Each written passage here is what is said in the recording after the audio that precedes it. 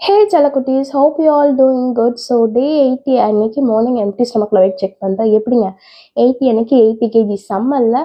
So நேற்று அதாவது டே 79 அப்போ 81.200 கிராம்ஸ் வந்து ஆல் ஆஃப் அ சடன் ஒரு 450 கிராம்ஸ் கிட்ட ஒரே நாளில் குறைஞ்சிருக்கு. ஸோ நேற்று என்னால் வீடியோ போட முடியல, வாய்ஸ் பார்க்கும்போது உங்களுக்கு தெரியும். பட் இன்னைக்கு கொஞ்சம் பெட்டராக இருக்குது. நேற்று ரொம்பவே சுத்தமாக பேச முடியல. ரொம்ப ஜாலியாக இருக்குது. 400 கிராம்ஸ் 450 கிராம்ஸ் ஒரே நாளில் குறைஞ்சிது. ஸோ இன்றைக்கி மார்னிங் 10,000 ஸ்டெப்ஸ் அப்படின்றத ஃபினிஷ் பண்ணியாச்சு. இன்றைக்கி கொஞ்சம் மைல்டு ஜாக் பண்ணேன். ஏன்னா நம்மளோட மென்ஸ்ட்ரல் சைக்கிள்லாம் ஃபினிஷ் ஆகி ஓரளவுக்கு செட்டில் ஆயாச்சு இல்லையா. ஸோ இன்னிலேருந்து ஜாக் பண்ணலாம் அப்படின்னு ஜாக் பண்ணியிருந்தேன். அதுக்கப்புறமா இன்றைக்கி ஸ்கிப்பிங் அப்படின்றது 900 ஸ்கிப்பிங்காக இன்க்ரீஸ் பண்ணியிருக்கிறோம் நான் சொல்லியிருக்கேன். ஸோ 150 6 டைம்ஸ் குதிப்பேன். ஒரு இடையில ஒரு 2 to 3 minutes கேப் எடுத்துப்பேன். இது வந்துட்டு ஒரு ஃபுல் பாடி ஒர்க் அவுட். முக்கியமாக பெண்களுக்கு டெலிவரி ஆனதுக்கப்புறமா இந்த லோவர் பாடி, அதாவது நம்மளோட ஹிப்பில் வெயிஸ்ட்ல இருந்து கீழே வரைக்கும் அதிகமாக ஃபேட் ஸ்டோரேஜ் ஆகும்.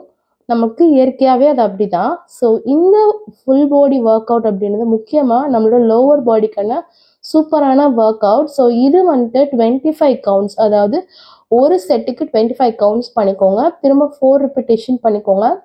மொத்தமாக 100 கவுண்ட்ஸ் நீங்கள் பண்ணுங்கள். இது 1 month பண்ணிவிட்டு உங்களோட ஃபேட், அதாவது பெல்லி ஃபேட் எந்த அளவுக்கு குறைஞ்சிருக்கு அப்படின்னு சொல்லிட்டு நீங்கள் என்னோட கமெண்ட்டில் வந்து கமெண்ட் பண்ணுங்கள். சூப்பராக ஒர்க் ஆகிட்டுருக்கு எனக்குமே. ஸோ நானுமே டெய்லி பண்ணிட்டு தான் இருக்கேன். அண்ட் இன்னைக்கு பிரேக்ஃபாஸ்ட்க்கு 1 இட்லியும் க்ரீன் சட்னியும் சாப்பிட்டேன். மிட் மார்னிங் ஸ்நாக்கு ஒரு பெரிய சைஸ் ஆப்பிள் சாப்பிட்டுட்டேன். இன்னைக்கு லஞ்சுக்கு முன்னாடி ரொம்ப பசிக்கல, அதனால 1:30க்கு தான் ஒர்க் அவுட்டே ஸ்டார்ட் பண்ணேன். அப்பர் பாடிக்கான ஒர்க் அவுட் பண்ணேன். இன்னைக்கு லஞ்சுக்கு பயங்கர ஃபில்லிங்காக white rice, sambar, 4 egg whites வந்துட்டு பாயில் பண்ணது, கீரை, பொட்டேட்டோ ஃப்ரை, அதுக்கப்புறமா நம்மளோட கியூக்கம்பர். ரா வெஜிடபிள்ஸ் அதிகமாக எடுக்கும்போது உங்களுக்கு பயங்கர ஸ்டமக் ஃபில்லிங்காக இருக்கும், அதிகமாகவும் பசிக்காது. ஓரளவுக்கு வெயிட் லாஸ் ஆனதுக்கப்புறம் ஒரு ஸ்டேஜில் அப்படியே நிற்கும். எனக்கு கூட 79 வந்துட்டு ரொம்ப நாளாக நின்றுட்டே இருக்குங்க இப்போ கரண்ட்டாக. ஸோ அதுக்கு நான் சில ப்ராசஸ்லாம் பண்ணேன் வெயிட் லூஸ் ஆகிறதுக்கு. பட் ஒரு ஸ்டேஜில் வெயிட் நிற்கிறது அப்படின்றது சாதாரண விஷயந்தான்.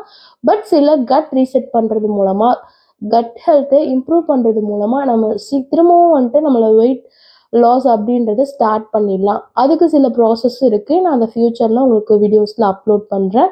அண்ட் லஞ்ச் அப்படிங்கிறது பயங்கர ஃபில்லிங்காக எடுத்துக்கிட்டிங்க அப்படின்னா நைட் அதிகமாக சாப்பிட தேவையில்லை. ஈவினிங் போல் கொஞ்சம் எனக்கு கரம் சாப்பிடணும் போல் ஃபீலிங் இருந்தது. ஸோ அதனால ரோட் சைட் கரம்னான்ட்டு ஒன்று சாப்பிட்டேன். அது எக்கு போட்டு தான்.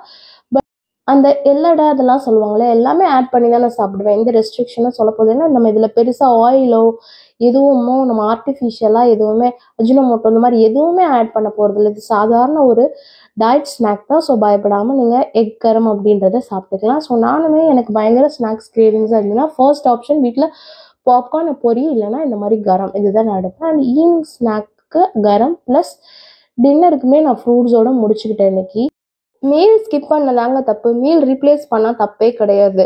ஸோ புசி அப்படின்னு நம்ம படிச்சிருப்போம். அது மாதிரி தான் அந்த காலத்தில் எந்த அளவுக்கு வேலை இருக்கும்னு யோசிங்க. ஸோ அதனால் 3 மீல் அப்படின்றத சூப்பராக எடுத்திருப்பாங்க.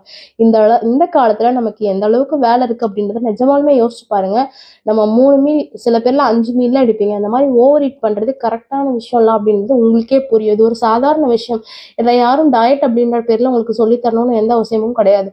வயிற்றுலேருந்து சவுண்ட் வரணும், அது பசியா தாகமான்னு ஃபஸ்ட்டு கண்டுபிடிக்கணும். ஸோ அதுக்காக தண்ணி குடிச்சு பாருங்கள். உங்களுக்கு அப்போவும் பசி அடங்கலாம் அப்படின்னா அதுக்கப்புறமா சாப்பிடுங்க. அதுதான் உண்மையான பசியை கண்டுபிடிக்கிற மெத்தடும் அப்படி தான்.